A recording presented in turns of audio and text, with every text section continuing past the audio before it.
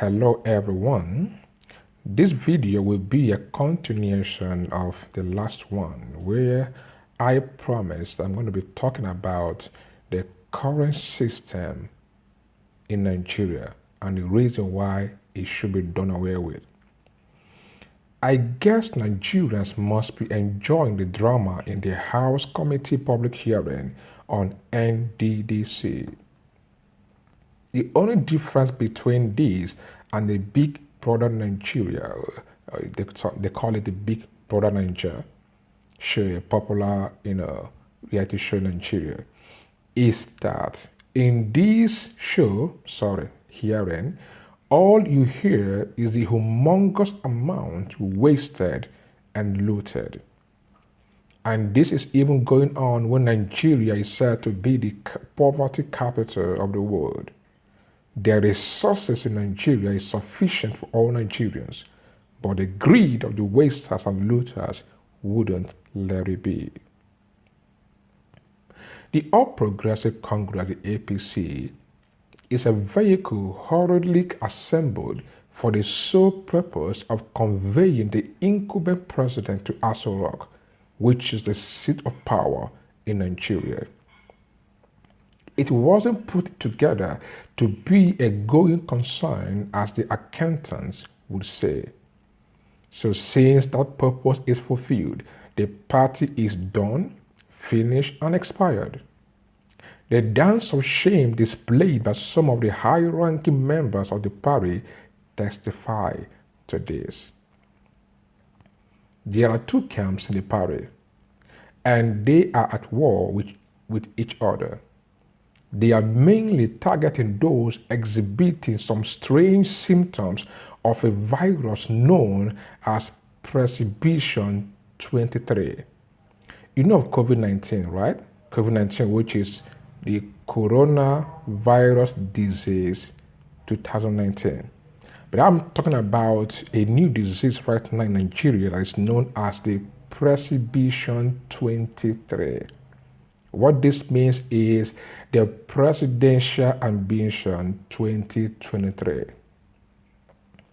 And where they can't get directly to the infected persons, they get to their boys.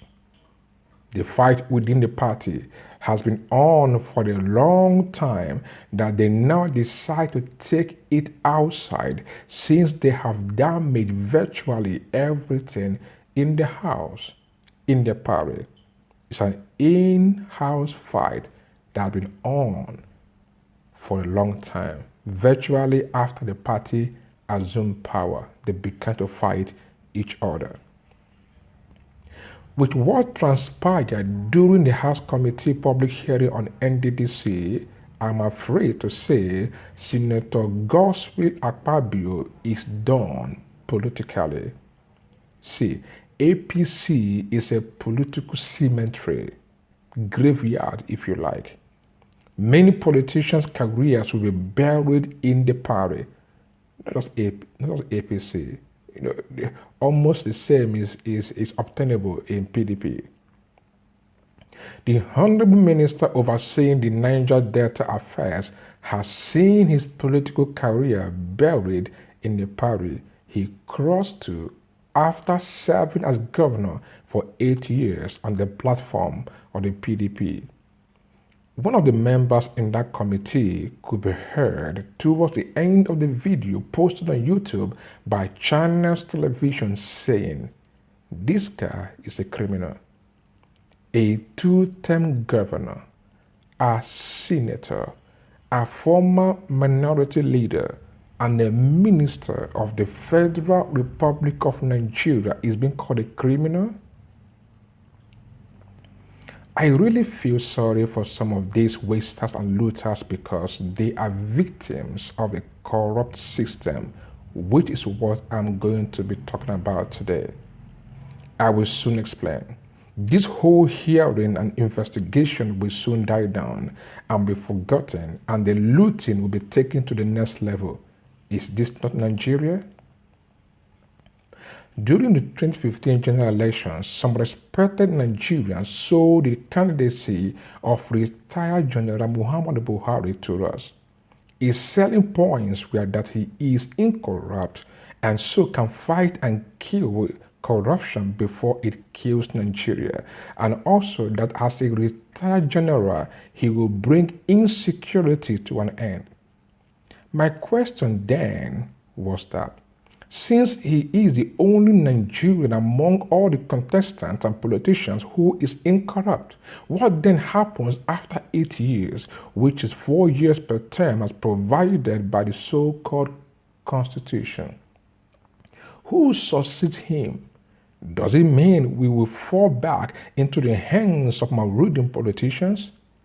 Nigerians, we love lying to ourselves and living on falsehood. Now, this is 5 years since the retired general came on board.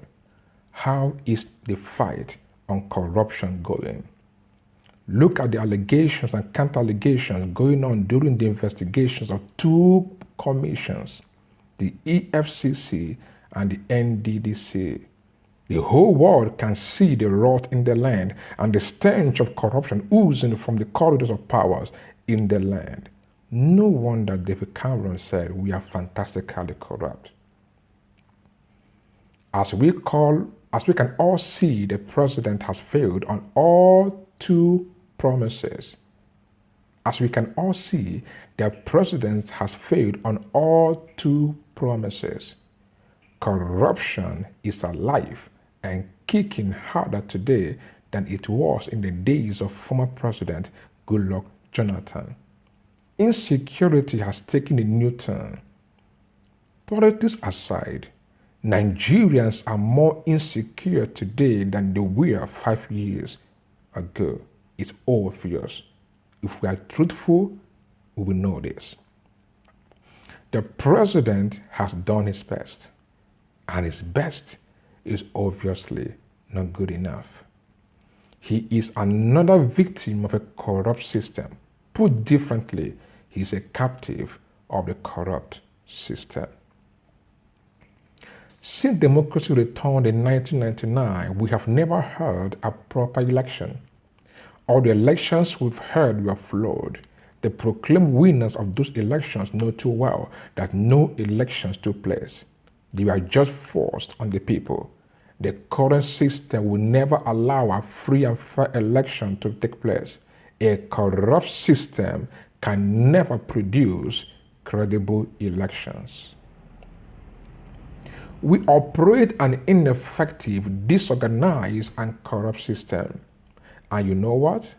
It doesn't matter what region and tribe you belong to, we all suffer the end products of the corrupt system.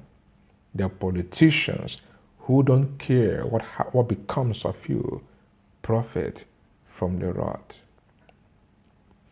It doesn't matter who becomes the next president, he or she will fail and fall under this current system. I have been saying it and I'll continue to say it as you are getting ready with your PVC come 2023. Remember, it doesn't matter who becomes the next president, he or she will fall and fail under this current system. The system needs reprogramming. When the system is corrupt, computer experts advise that you reprogram it. Nigeria needs reprogramming. And this is the only way a new Nigeria can emerge. So when few Nigerians are demanding that we go back to the structure as laid down by our founding fathers, they are simply asking us to reprogram the system. A foundation was laid for this country at independence by our founding fathers.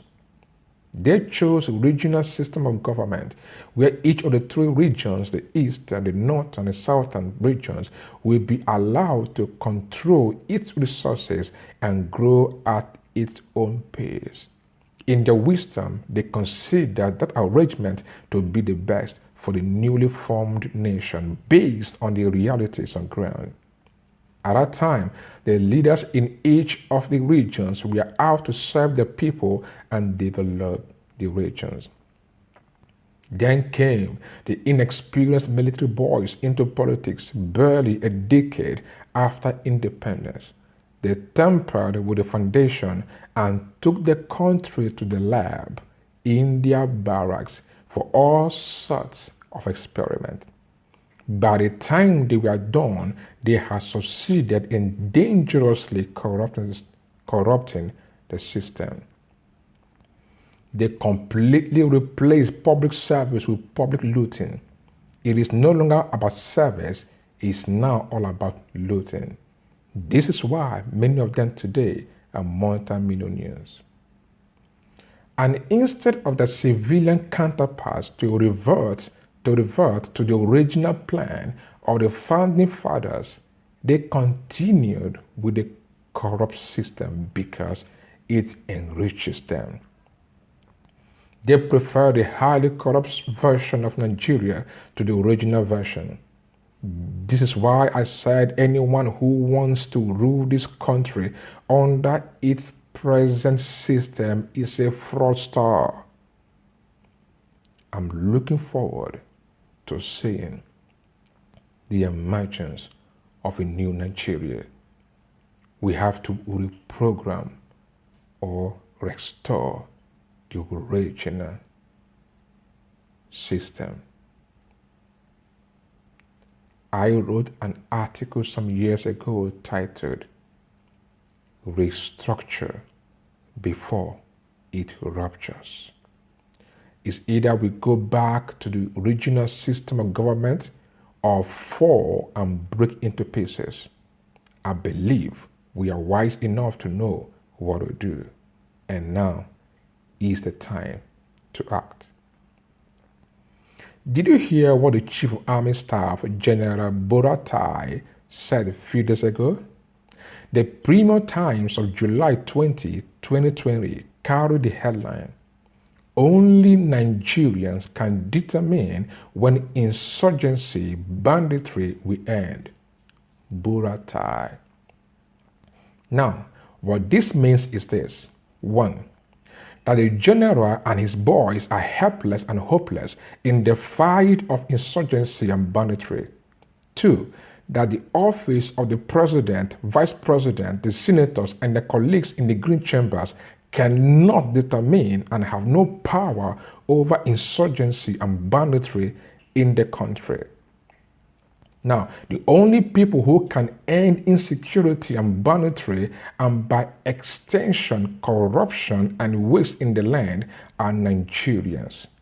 So as every other office has failed, the office of the citizens of Nigeria must rise to the occasion before we all perish. That's the cry of the military general, short and simple. And there is no better time to rise than now. Like General Buratai, all Nigerians can determine when there will be next elections in this country. Only Nigerians can determine who their leaders, not corrupt, failed politicians, will be. Only Nigerians can determine when sound leadership will be restored in this promising nation. Only Nigerians can determine what happens to the corrupt politicians. And only Nigerians can determine when this sleeping giant will awake and take her place in the Committee of Nations. The buck stops on your table, dear Nigerian citizens. So, without further delay, let's call for an emergency meeting of the citizens of Nigeria, the so-called ordinary Nigerians, to deliberate on how we are going to rescue this country and sound the confused, clueless, and marauding wasters packing. Stop discussing political parties, tribes, and regions.